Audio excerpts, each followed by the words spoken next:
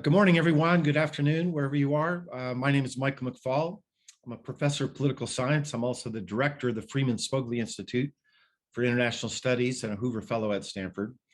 And I'm the coordinator of an international working group on Russian sanctions. We've been meeting and publishing working papers for about a year now. We started our work almost 1 year ago with an action plan talking about many different sectors where we thought there could be enhanced sanctions. We've published about a dozen papers since then. And today we're here to talk about our new paper covering all those sectors again, which we call our Acting Plan 2.0, Strengthening Sanctions against the Russian Federation. Maybe right now, Melissa or Bronte, you might post the paper in the Zoom chat for those that haven't seen it. It has a dozen chapters. It literally has hundreds of ideas for new sanctions. I don't want to speak for everybody, but my personal belief is that I have been amazed at how the international community, the 4 dozen countries that are participating in the sanctions regime, how much they've done over the last year. And again, in my view, the purpose of sanctions are many and can be different in different places. In this particular instance, the purpose of sanctions are to reduce the resources that Mr. Putin has to conduct his barbaric war in Ukraine, and therefore the purpose of sanctions is to speed the end of this invasion. So again, I think my own view is that much has been done, but that doesn't mean that everything has been done. And the purpose of us publishing this paper was try to present new ideas, including ideas about enforcement, that the community of countries participating in the sanctions regime should enact, again, as a way to help end this barbaric war. I also want to emphasize before we get started that our members do this work on an individual and voluntary basis, not as representatives of their institutions or governments. I, for example, am here representing only myself, not Stanford University. Not everybody agrees with every recommendation. The idea of our working group is to try to generate ideas, not get a consensus on every document. And I'll let individual speakers, if they disagree with aspects of the paper, they can do that themselves. We have a big group in our working group, over 50 members. The last time I counted, maybe over 60. Therefore, we can't have everybody speak today. I apologize to those that are just listening right now that have participated. But it has been a group effort to publish this paper. And we've invited some of the initial speakers or some of the key authors of the various chapters, and they will speak for 3 to 5 minutes about whatever they want, but I think they'll speak about individual chapters that they were particularly involved in. Once they're done, I'll invite other working group members if they would like to add a comment or two, and we'll invite them into this. I don't quite know how this technology works, but I'm assuming Melissa does. And then we'll also invite you, the audience, to use to suggest questions to us using the Q&A button at the bottom of your screen. I will try to get to as many questions as possible. So with that, let me introduce briefly each of our speakers in order, and then hopefully we'll get to as many questions as we can. First off will be Natalia Shapoval, who's the Vice President for Policy of Research at the Kiev School of Economics. Next will be Craig Kennedy, a Center Associate at the Davis Center for Russian and Eurasian Studies at Harvard University, and a former Vice Chairman of Bank of America Merrill Lynch. Third will be Anders Åslund, a Senior Fellow at the Stockholm Free World Forum. Fourth, Ben Hilgenstock, who is a Senior Economist at the Kiev School of Economics Institute in Frankfurt. Fifth, Andriy, Boytsun, founder and editor of the Ukrainian SOA Weekly and an independent corporate governance consultant. And finally, not least, just finally, Alexander, will be Alexander Novikov, head of the National Agency on Corruption Prevention. So thank you all for being here, and Natalia, over to you. Thank you very much, Michael. So indeed, we have a new product. It's impressive how much the Sanctions Coalition achieved over this time. When the first action plan was published like more than a year ago, a little bit more than a year, we didn't expect and there are so many resistance against oil sanctions, about embargo that EU later on put into force. And we see that the coordination and level of engagement of countries in the sanction coalition is also growing. Right now, with almost 40 countries, there is a lot of engagement and work going on with the global South, with Kazakhstan, with Middle Eastern countries to make sanctions work better. And this is a huge achievement. But we also, exactly as Michael said, see what else could be done. Therefore, we prepared as the group of more than 100 very distinguished people this document. In the Action Plan 2.0, we have 12 chapters. So they cover oil and gas sanctions. They are first because most or many people in our group believe that this is critical to reduce Russian export revenues for the budget purposes, to reduce the budget to finance the war, but also to reduce the access to dollars and euro. We also propose or remind non-energy trade sanctions. In the first action plan, we talked about the full isolation of Russia, trade isolation, full ban on import and export. And here we develop some additional specific proposals, what can be done at the first place, mentioning specifically finalizing the sanctions on iron and steel, introducing sanctions on diamonds, and improving sanctions on dual-use goods. Specifically, for example, and we are conscious of how much circumvention of sanctions is going on, and that Russia is getting a lot of the sanctioned dual-use goods through third countries and through some longer supply chains, and they're getting really a lot of what should have been banned. So therefore, we propose measures that include sanctioning not just individual goods, but the whole trade categories that include these dual-use goods inside of them. That, according to our estimate, that could be around $6 billion straight of what Russia spends on that. So that's pretty a lot. A lot of these are semiconductors, chips, and the rest that you all see, I believe, in the media. There are hundreds of these violations. We also remind about the technology sanctions and financial sanctions, confiscation of Russian assets. We are still firm with designating Russia as a state sponsor of terrorism, and we remind about a few other organizations that should carry this name inside of the Russia as individual organizations. We also propose stronger disclosure requirements. It's very unfortunate that so many businesses are still stay in Russia and still do business with Russia.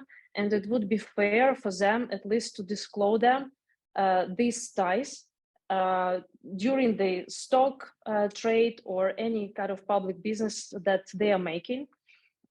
We are encouraging companies that are still in Russia to exit it finally.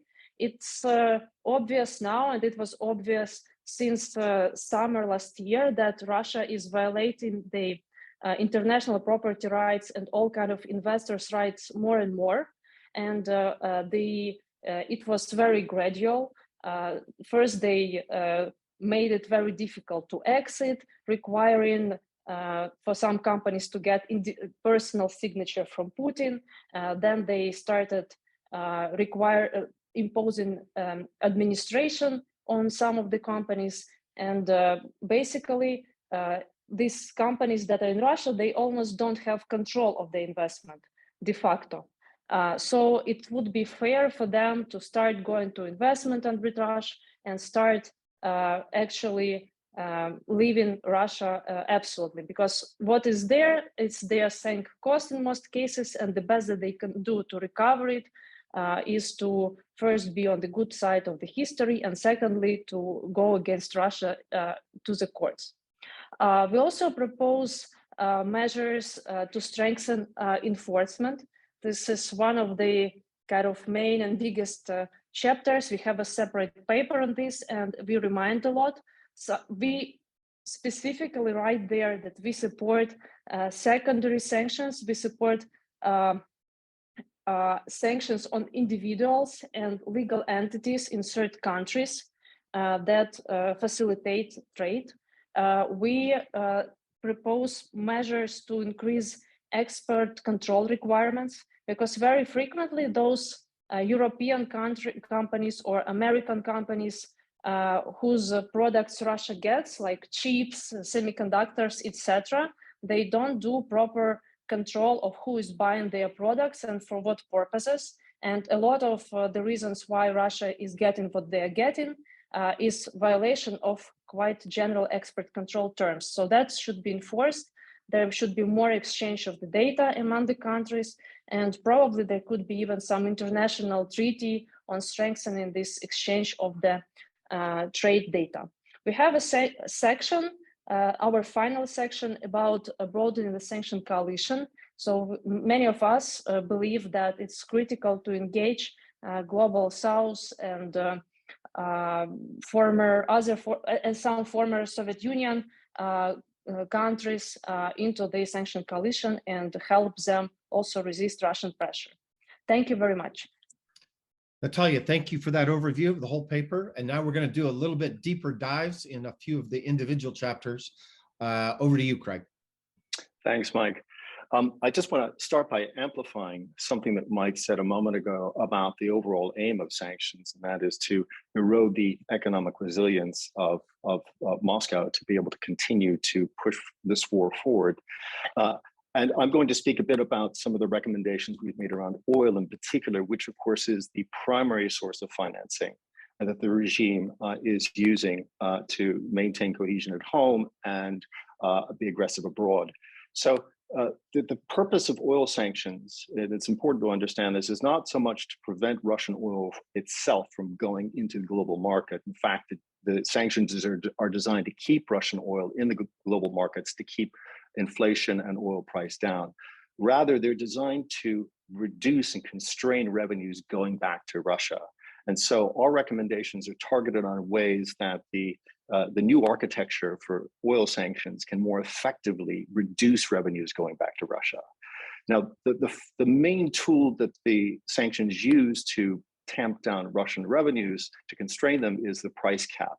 And it's important to understand that the price cap is not dictating to buyers of Russian oil like India and China what price they can buy at. Rather, what it's saying is that Russia will not be able to make use of Western shipping services, coalition country shipping services, to sell cargoes above the price cap. Now, right now, that price cap is set at $60 for crude oil.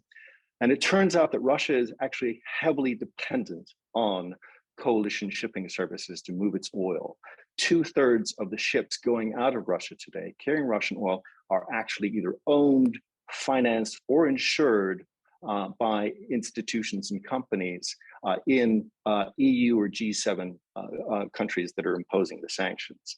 So the first thing we would propose is that the West, that the coalition be more aggressive in where it sets the price cap itself. It initially introduced the price cap at $60. That was considered to be a very conservative price, more than double the marginal cost of production in Russia. And part of the reason for this was that the price cap itself was a very novel regime, and people weren't certain how it would work out. There was a lot of risk of confusion. But now it's settled in, everybody understands how it works. And what we've seen for certain is that Moscow is prepared to sell its oil at prices well below the price cap. It's recently been selling a lot of its oil at $40, $45. So our first recommendation is let's lock in those lower prices straight away and lower the price cap to $40, $45 with the longer term aim of taking it down closer to Russia's marginal cost of production, which is somewhere around $30. So that's step number one, lower the price cap. We think it can be done relatively safely, and that Russia will continue to ship just as much oil as it is today, because it seems desperate to get as much oil out as it can. The second recommendation we have, and the third, concern efforts that Russia has been making to circumvent the price cap. So The first way that it tries to get around the price cap is to avoid using ships that are either financed, owned, or insured by coalition institutions. It turns out that most of the mainstream ships in the world are actually insured by Western insurance groups. Take, for example, the Chinese state shipping fleet. Almost all of it depends on Western insurance as well as European financing. And as a consequence, the only ships that Russia is able to bring in to bring its oil out without complying with the price cap are these so-called shadow tankers. Now, what are the shadow tankers?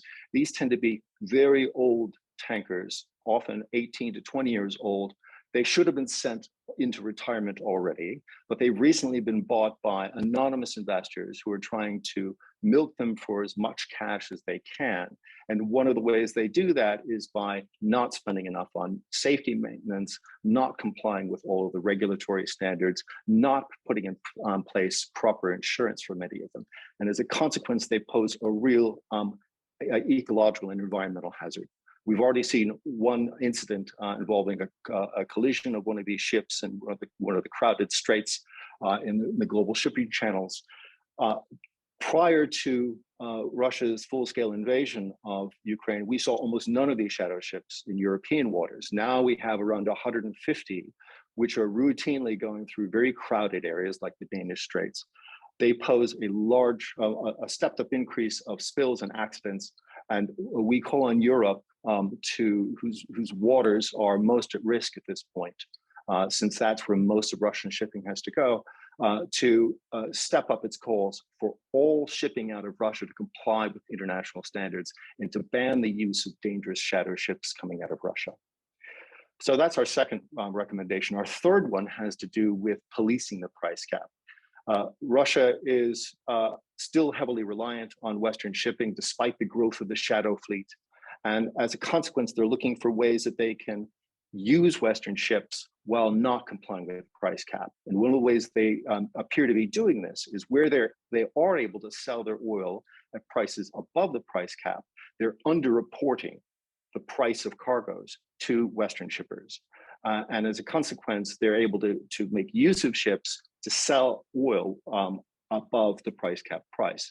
Now, this, of course, is anticipated by the designers of sanctions, and they put in place various mechanisms for monitoring and trying to enforce the price cap compliance. But we feel as though these need to be more effectively policed, and we've made some recommendations on how to more robustly enforce the price cap. So that's recommendation number 3, more effectively enforce the price cap.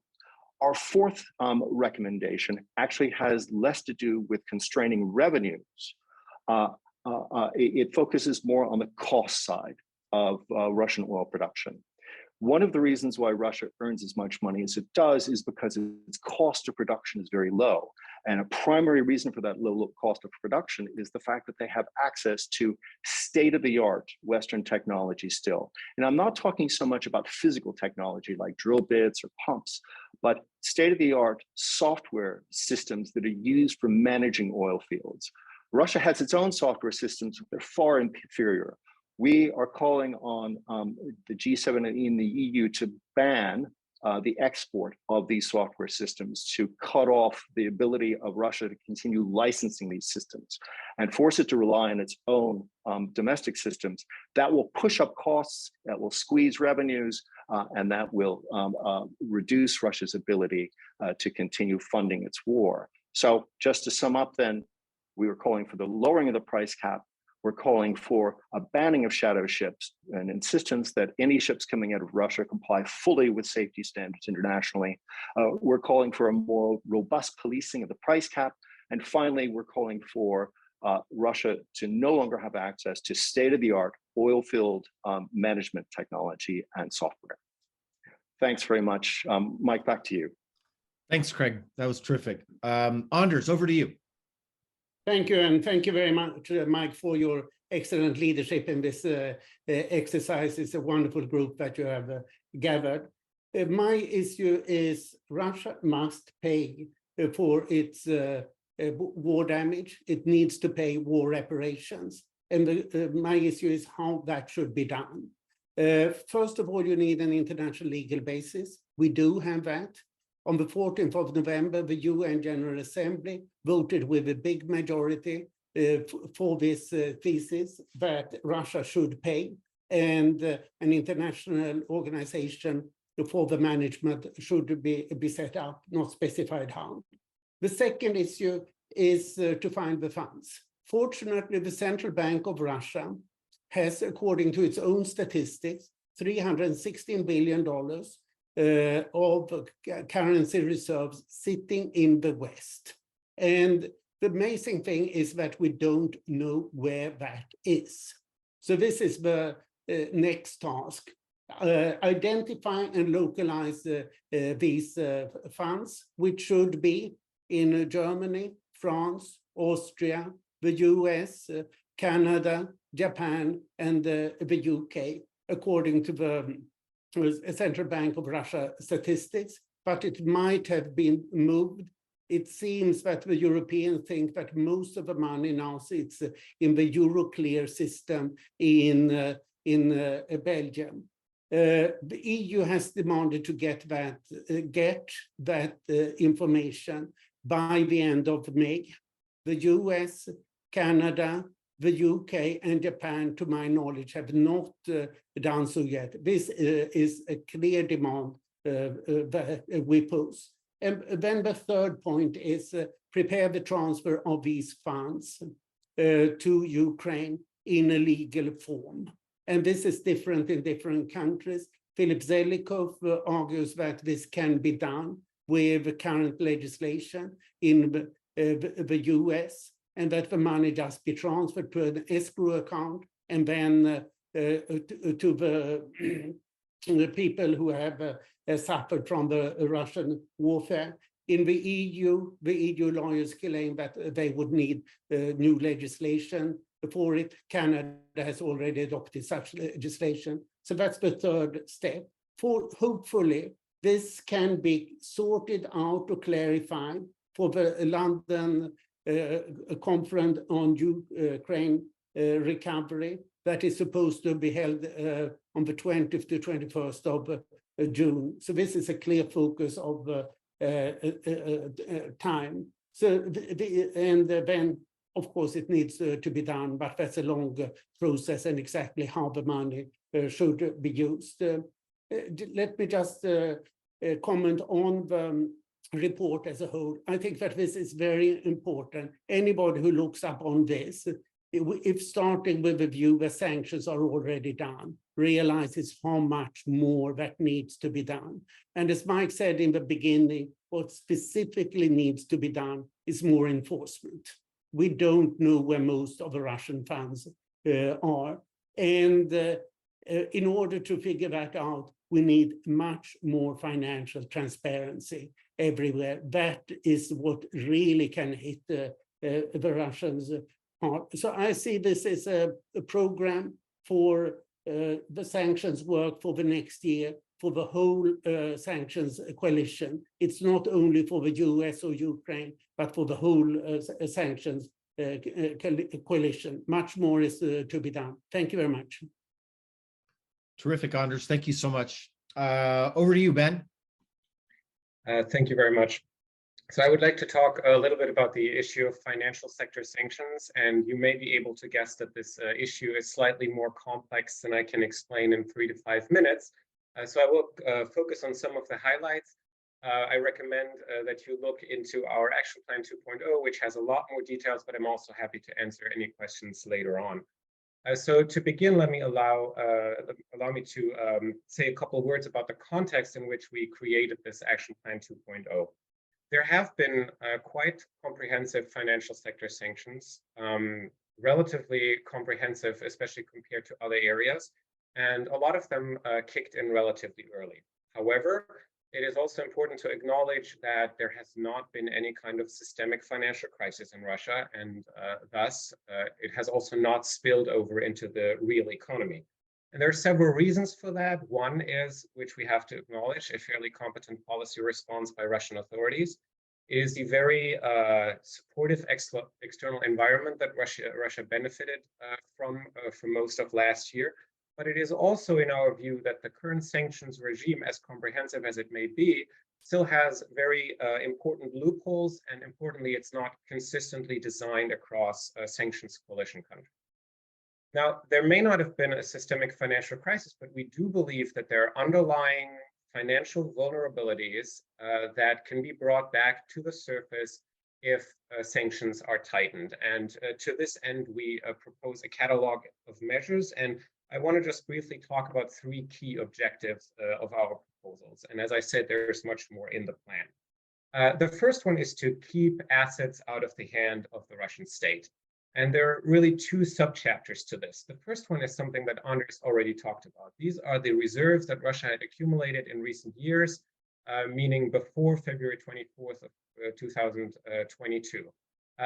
That were to a significant extent frozen or immobilized, as we now say. But as Andriy said, we don't quite know what they are and where they are. When we calculate how much has been frozen or immobilized, we still rely largely on the CBR's numbers on their reserve composition from late 2021. And that obviously needs to change, and certain steps have been taken. But it is important for the sanctions coalition to undertake a concerted effort to figure out what these assets are, where they are, if they're effectively removed from access by the Russian state, that they can be eventually confiscated and transferred to Ukraine for the purpose of reconstruction. But there is a second element here, and that is that Russia has accumulated new foreign assets, large amounts of those, over the course of the last year because of the very large current account surplus, which is essentially an outcome of, windfall energy revenues. We have some ideas of where these assets are, but again, we don't know what they are, who has control over it, and it's critical to make sure that they cannot be repurposed for any things such as budgetary funding, inflows of foreign exchange, anything that broadens Russia's policy space. So this is really important. The second key objective I want to mention is to limit channels for cross-border transactions. On the one hand, that drives up costs and it weakens the financial system, but maybe more importantly, it allows us to more effectively monitor financial flows and enforce sanctions in other areas, such as, for example, energy, but also export control. And there are some measures that we propose here. One is to extend full sanctions. That means SDN listing in the United States or equivalent measures elsewhere on additional large Russian financial institutions, starting with the top 10 by asset size. The second point is to force foreign banks that still remain in Russia to exit the market. They still play an important role for international transactions. The third point is to disconnect additional institutions from the SWIFT financial messaging system. It's important to recognize that there may be disadvantages to that in terms of loss of transparency. So there could be exemptions, for instance, for transactions that have to do with oil sales under the price cap that we continually want to monitor. And then fourth, we urge sanctions coalition governments to consider the strategic use of secondary sanctions to broaden the effect of the sanctions regime. We recognize that these measures are somewhat controversial, but they're also incredibly effective, or can be. And there are certain areas where we think we should not accept Russia's ability to circumvent the sanctions regime, for instance, when it's about imports of critical military or dual-use goods that then end up in missiles that target Kiev and other cities in Ukraine. These are areas where strategic use of secondary sanctions by the US and the EU and other sanctions coalition members together could really make a difference. And now the third objective that I just want to briefly mention is to weaken the Russian financial system overall. And the measures that I outlined, while also creating some additional transparency, they also do that. And it's important for two reasons. One, to limit Russian banks' ability to provide credit to the private sector, but even more importantly, for Russian banks to finance the government.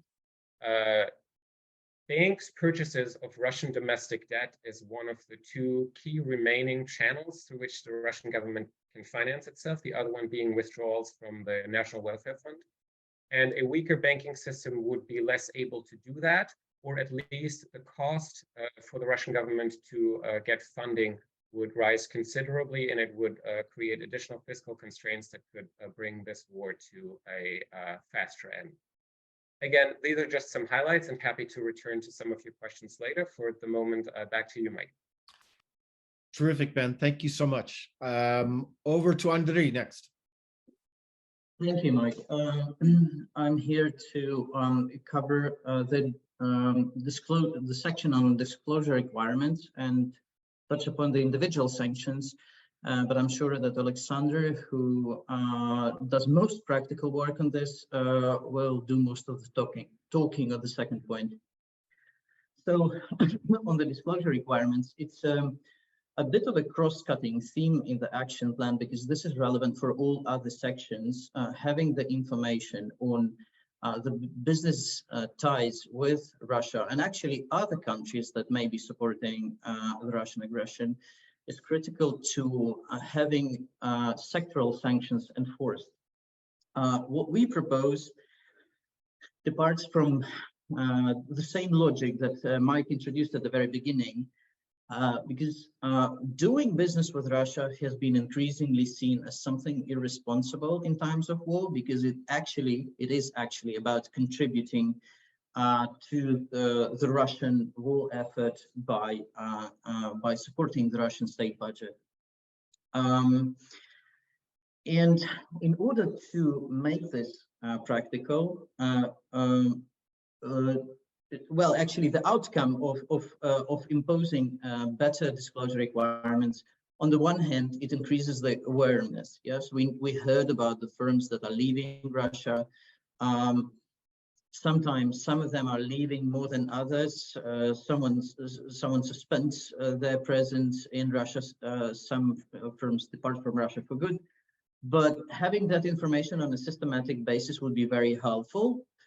In the first place, for increasing awareness. Yeah. So irresponsible business with Russia would then be easily shamed by the public at the very least, but also for enforcement, as I mentioned. And in order to make it enforceable, we propose practical steps. The first is, of course, defining business ties with Russia. If you have access to the action plan, you will see a definition, so I will not repeat it here, but a brief summary of that would be basically any form of business, including all kinds of ownership, financial relations, commercial relations with Russian entities or entities affiliated with Russia, and membership on the governing bodies of Russian companies, such as boards of directors, supervisory boards, executive boards, and the like. Now, to make it enforceable, we think the best approach is to have the regulators, particularly the stock market regulators, have introduced these disclosure requirements, as well as financial industry regulators. So if they have that information on a systematic basis, that's going to make other sanctions much more enforceable. And I'm proud to say that the Ukrainian stock market regulator and the Ukrainian central bank have already implemented those requirements due to the recommendations stemming from this working group. And it would be great if others did as well. Now, the approach that we propose may be gradual. So it can start with a voluntary initiative. For example, the companies that have already left Russia may be proud of that, and it may not be sufficiently recognized. So having a voluntary pledge that would declare business ties with Russia as unacceptable would be a good starting point. And the next step could be soft law. Again, the action plan describes this in some detail, but the basic idea is pretty much the comply or explain principle. If you do not quit your business ties with Russia, please explain why you don't do that. But that also contributes to awareness. And finally, this could be converted to hard law, such as the regulation that I have described earlier. On the individual sanctions, the action plan proposes new measures, but I think it would be fair to remind what the old measures were. Very, very briefly, before Alexander can continue. It was one of the first papers that this working group proposed about a year ago, I think. And the purpose was to establish a framework that could be used, and we believe that it has been used quite effectively. So the approach was to set categories of individuals that should be sanctioned. So it's not based on personalities, it is based on the characteristics of those individuals, such as, and I'll just name the key categories in that list. One is the oligarchs, such as top 100 individuals from Russia's Forbes list. Another is senior government officials. A third category is key executives and board members of Russian, but also possibly Belarusian companies and banks. A fourth category is Russian propagandists. It's a very broad category. I'll leave it to Alexander to give more detail on this, because I'm pretty sure he has much more to say on the practicalities. And also the leadership of Russian political parties who support Putin's war against Ukraine, as well as family members. And that framework remains as valid as it was 1 year ago. A lot of work has been done, but again, as Mike said, much has been done, but not everything has been done. So a lot of work remains, but we also propose new measures in the new Action Plan 2.0. The reason why we believe that this way of sanctioning individuals would work is because they would exactly refer to the stratum of the Russian society that represents the elite and wealthier class. So they would be more efficient than sanctions on other individuals in that respect. And the practical question is, of course, what would those sanctions be? And they would be asset freezes, travel ban, but also some category specific sanctions, such as, for example, terminating offices of supervisory board members of Russian companies if they hold similar positions in the state-owned companies of sanctions coalition countries. And one important thing that we said last year is there should be a mechanism to avoid sanction, and the mechanism that we introduced was it would make a delay in the resignation or in the public denouncement of the Kremlin's policies costly. So list of individuals who would fall within the sanctions criteria would be publicly telegraphed. And this is what the National National Agency for Corruption Prevention is doing, actually. And the individuals would be given the time to take action, and in that case, they would not end up on the list. Now, the new action plan proposes new measures as well, and those measures include actually going along the dimensions that I have just described. So expansion of sanctions across individuals supporting the war, expansion of the substance of individual sanctions, clearly defining a way of how to avoid sanctions. Also, a very important issue, and again, this is where I think the NACP could have a very strong coordinating role, is the alignment of sanctions and mandatory disclosure of membership of Russian political parties. And I saw a question come in about naturalization requirements somewhere. Cannot find it anymore, but actually what we propose is that similar questions are asked for visa applications, not only for naturalization requirements. So whenever a Russian wants to travel to a sanctioned coalition country, he or she would have to say whether or not he is a member of a political party, such as United Russia, for example. That's it of my part, and Alexander, I think it's over to you. Thanks, Andriy. Alexander, over to you. Just one footnote. If I see Pavlo and Ben have joined us, we'll let them just add comments after Alexander. They're also members of our working group. And then I want to encourage people to ask questions. We'll try to get to as many as we can. I know, however, we have to end at 11 a.m. my time. I'm in Boston today, so we'll try to get to as many as we can in the short time that we have. Alexander, over to you. Thank you, Mike. Thank you, Andriy. Dear colleagues, let's first look back at what has been done in individual sanctions domain since the first iteration of action plan was adopted. Today, Russia appears to be the most sanctioned country in the world. According to the War and Sanction portal, since 24th of February, about 9,000 of companies and individuals were sanctioned. More than 1,000 or more individuals have been sanctioned in every allied jurisdiction. Ukraine alone has sanctioned over 5,400 individuals. Statistics on the sanctioned companies is rather desperate, ranging between 180 in Australia and 3,000 and a half in Ukraine. Looking back, what initially was met with skepticism and reluctance now has become a routine. We all remember, for example, how the idea of targeting Alina Kabayeva was met in early 2022. But October 2022, she was sanctioned in all allied jurisdictions, Let's take another example, the Russian propagandists.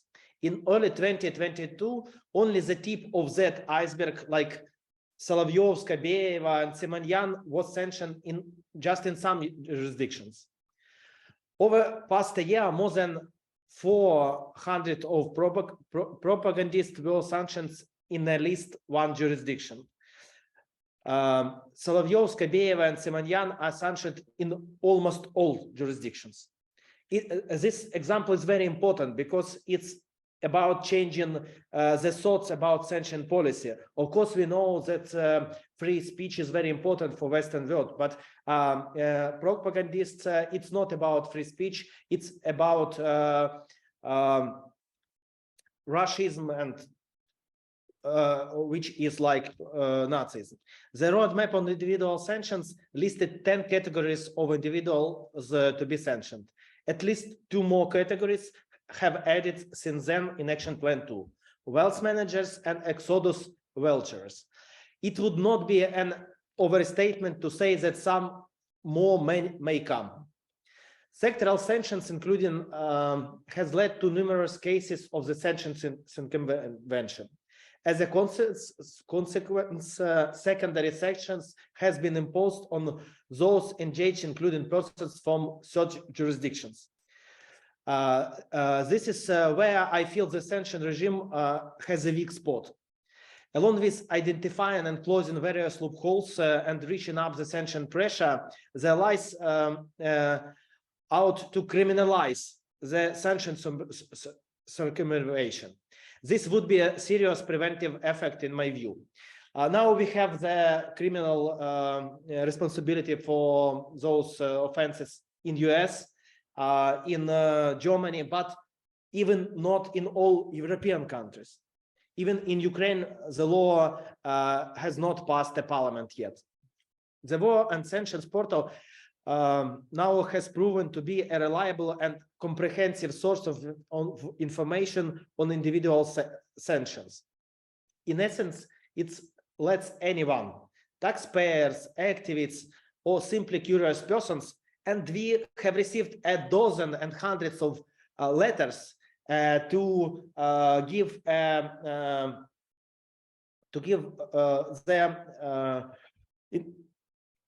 information how to connect with our APA in this database from different countries. In essence, it lets has done by the way of sanction, of course, in response to the Russian autocracy. The most of Russian PEPs, oligarchs, and opinion leaders who stand behind the atrocities have been already or are about to be targeted. That the sanction pressure is not dwindling, and that there is a room for future increase. I mean, candidates for sanctions. In addition, the portal is also performs practical functions by helping businesses to run AML and KYC checks. First, the portal allows targeted persons to check their status and make up their minds on what to do next. And even you, Mike, and a lot of colleagues asked me what is the way and how to communicate. Here, the portal demonstrates achievements. We have witnessed that in numerous cases, the purpose of sanctions was achieved without sanctions being imposed in the first place. Now we more specifically, many persons inform us that following their designation on the sanctioned candidate list, they had taken measures, usually resigned from Russian companies, to avoid sanctions. As this elevates administrative burden in the sanctioned coalition, I believe it to be an important contribution to the general cause. More so, this is an ongoing process, as we receive such updates on a daily basis and regularly delete the candidates. For example, just during this meeting, we delisted one of the candidates from this list, and it's day by day work, and it's allow us, our group, to reduce the pressure to the governments on the issue of sanctions. To underscore this preventative effect, the allies should close the gap between the sanctioned persons, 9,000 of individuals, and 5,000 of entities, and persons identified for sanctions, over 16,000 of individuals, and 3,400 of entities, as much as possible. The sanctions candidates should face a simple choice, and that is the word that we always answer the candidates: either to take measures and avoid sanctions, or stick it out. Thank you, Mike. We saw that our joint work is very effective, because a dozen of letters we have receiving every day. Fantastic. Thank you, Alexander. I'm worried. I apologize that we only have 10 minutes left. Maybe I'll let us go a little bit longer, but if panelists have to drop off at 11, I understand. We're taking questions, and some are answering in the chat. I see Anders is doing that. Thank you, Anders. And we'll try to get to some of those questions if we have time. However, I'm going to give 1 minute each, and I mean just 1 minute, to Ben, Pavlo, and James, who wanted to add just a brief comment about other things that they worked on. Just introduce yourselves briefly, guys, and then we'll go to questions, okay? And in that order, Ben, Pavlo, and James. Okay, thanks, Mike. My name is Benjamin Schmidt. I'm a senior fellow at the Kleinman Center for Energy Policy at the University of Pennsylvania. And in 60 seconds or less, this is a very quick pitch to say that we've talked a lot about very high-level sanctions in a number of categories that we've been doing, both in Action Plan 1 and this Action Plan 2.0. You might be thinking, okay, these are kind of headline-grabbing, sanctions activities. But you can get involved as well. We certainly think that there is a place for NGOs, academics, researchers, investigative journalists to work together with, in particular, the private space sector to go through and analyze data and data sets that can help with maritime and overland enforcement of sanctioned regimes, and to try to stop sanctions circumvention.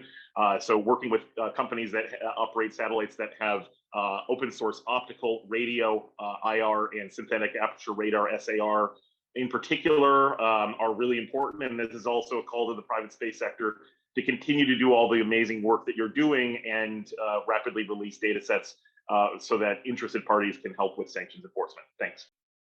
Excellent. Thanks, Ben. Pavlo? Yes, hello, everyone. Thank you. It's Pavlo Verkhnyatski, managing partner at COSA, corporate intelligence company. So as we know, the sanctions regimes right now are stronger than ever. However, they could be even more efficient in case more countries join the sanction coalition, and this is exactly what we're going to be working on in this part of the action plan. This refers not only to purely sanction issues such as secondary sanctions towards the countries that help circumvent the sanctions regimes, but also positive incentives such as providing alternatives to what Russia is doing in the countries of the global south, for example, in the nuclear energy industry, defense sector, and others. And surprisingly, Ukraine particularly could play a significant role in this process together with its allies from the developed world. And thirdly, we think that there should be more participation on behalf of the business community worldwide in the processes that we're discussing, and this refers to information exchange, whistleblowing processes, withdrawing from the Russian Federation, and other aspects that obviously require a lot of details and nuances.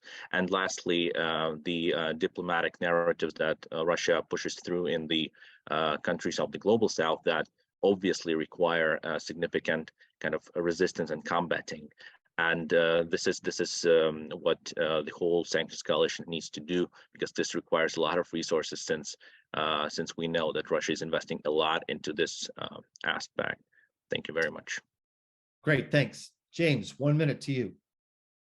Thanks, Mike. This is James Hodson, CEO of the AI for Good Foundation, and I was the lead on the IT and technology sanctions paper that we released last year. Now, we've heard from a few of the panelists today about the importance of technology sanctions and revisiting the fact that Western technology is supporting key aspects of industry in Russia. We heard about oil.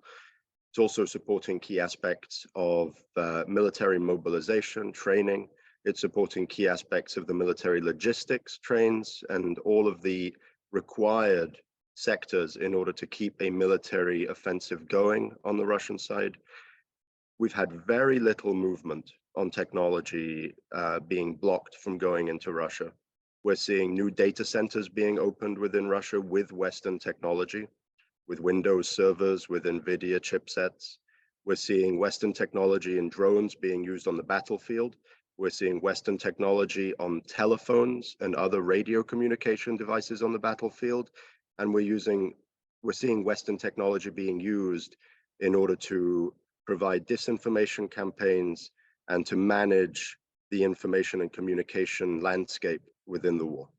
So I just wanted to point out that we need to seriously go back and look at these recommendations, and we need to consider ways in which we can show and stop companies from continuing to do business on the technology side within Russia.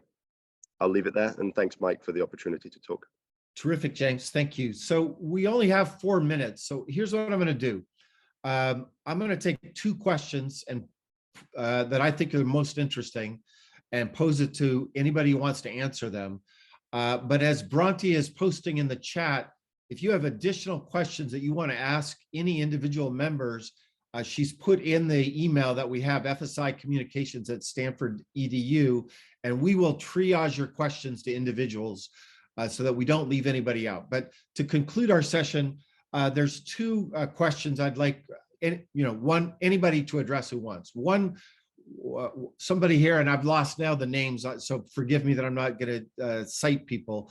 One of our listeners has asked, what do you think of the idea of banning all G7 exports to Russia? Pros and cons. And the second question, I'm paraphrasing, concerns about the oligarchs.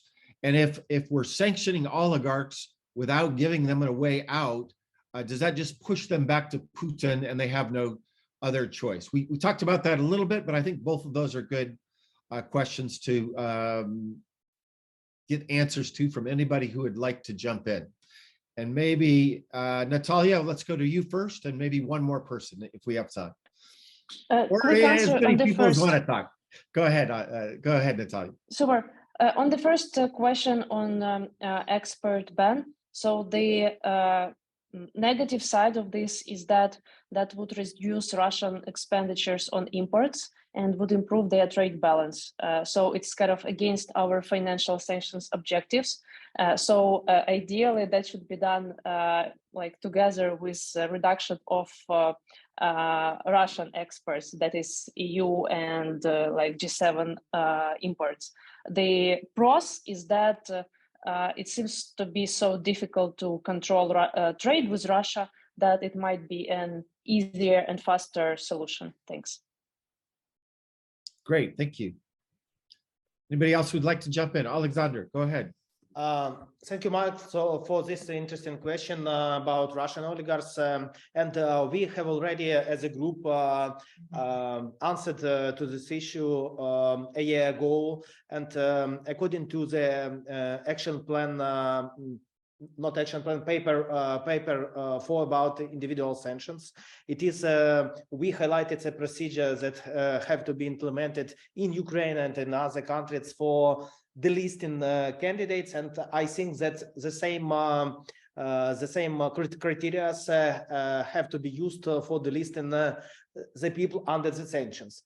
We, as an agency, received a dozen of letters from Russian oligarchs for delisting. The position of our state was not to delist the candidates from sanction list.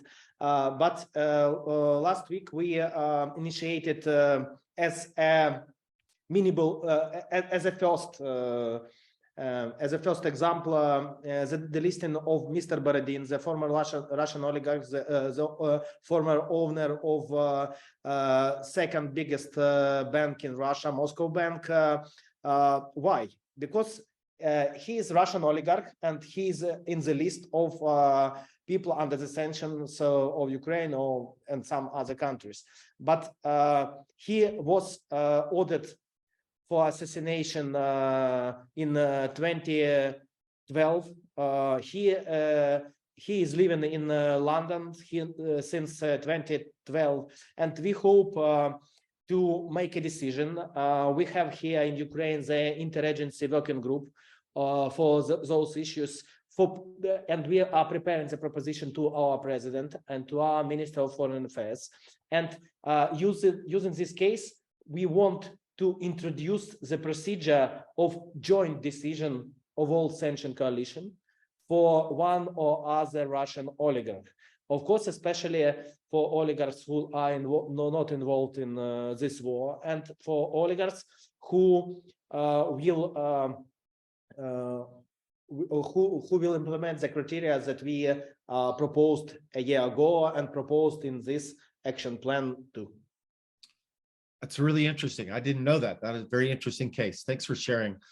Any final comments anybody wants to make before we close out? I know we're over time, but I don't want to cut anybody off. There's something that needs to be said. Hello? Hello? Yeah, hello. Go ahead. Thank you, Mike. I appreciate your the opportunity. I would say that rather than concentrating on something that is really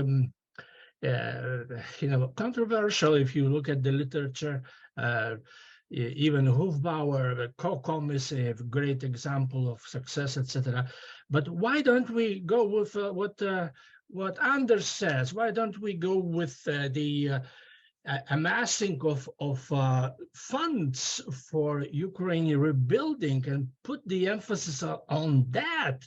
And then unfortunately or fortunately, we'll have to give China a try at a just peace. China just voted Russia an aggressor. Thank you. Yeah. Okay. Anders, maybe back over to you. Well, we want to do both things. I think that it has been explained well enough. Well, particularly Craig discussed how to tighten the Russian revenues, and Benjamin Hilgenstock said it also when it comes to the finances. You tighten the finances, and what I said, Russia has to pay. We are walking on two legs. Thank you. Great. That's a great answer. And I think we're walking on many legs in this group. And I just want to say two things. One, first, thank you to all the panelists and thank you to all the working group members. For those of you who haven't seen the paper, I encourage you to read it, get into the details, and be back with us with your comments and questions. And second, I see in the chat a message from Georgia. I got another message directly to me from somebody about Belarus asking us to think about sanctions with regard to individuals and those countries. And I just want to open up all suggestions to that website, fsicommunications@stanford.edu.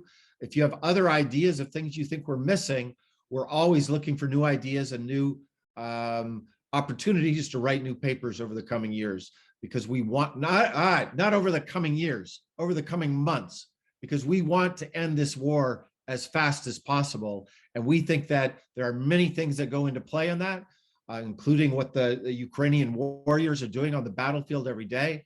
But we also think that what we are doing can contribute to trying to speed the end of this invasion. So thank you all for participating and keep in touch. Bye-bye.